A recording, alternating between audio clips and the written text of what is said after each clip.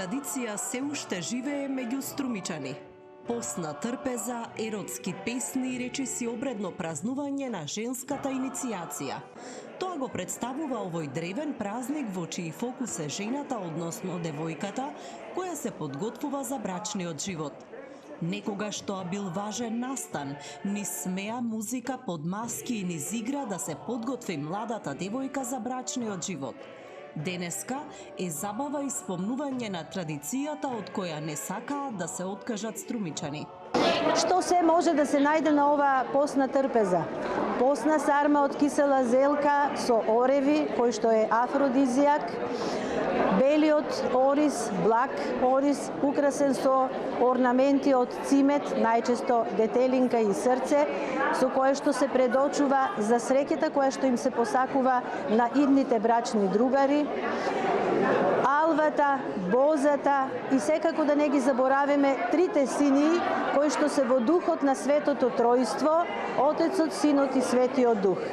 Едната синија секогаш е со облека нова, бела, невестинска за идната невеста, во другата овошјето, а во третата чурекот, погачата со кој што идната невеста треба да биде блага. За волја на вистината, овој обичај уште многу малку се празнува, се практикува во домовите на армасаните девојки, но еве ние посакуваме обичајот да трае уште многу долго, секако дека ќе има ентузијасти кои што ќе сакаат да ја продолжат оваа традиција. Овој празник е вообичаен за градската средина, по струмичките села воопшто и не се одбележувал, што останува своевиден куриозитет, бидејќи обичаите честопати се пренесувале во пошироката околина.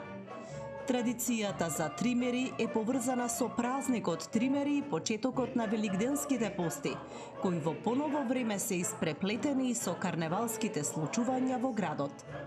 Тоа е еден христијански обичај кој што го означува тридневниот пост, трисмерест. Понеделник почнува со белиот граф, вторник и среда еден преубав обичај кој што го прават само во домовите на верените девојки. Трпезата е наместена со постна храна, додека муабетите и песните кои што се пеат се мрсни во функција на воведување на идната невеста во брачниот живот. Со овие настани и официјално завршува струмичкиот карневал. 7-дневните празнувања вклучуваа и фестивал на афоризам и карикатура, концерт под маски, маскенбал, главно карневалско дефиле, детски карневал и чист понеделник кога се вари бел граф. Се доделија и наградите на најуспешните маски и полека се затвора светот на преоблекувањето, преобразбата и фантазијата. Барем за оваа година. За следната веќе се размислува какви идеи и маски ќе се креираат.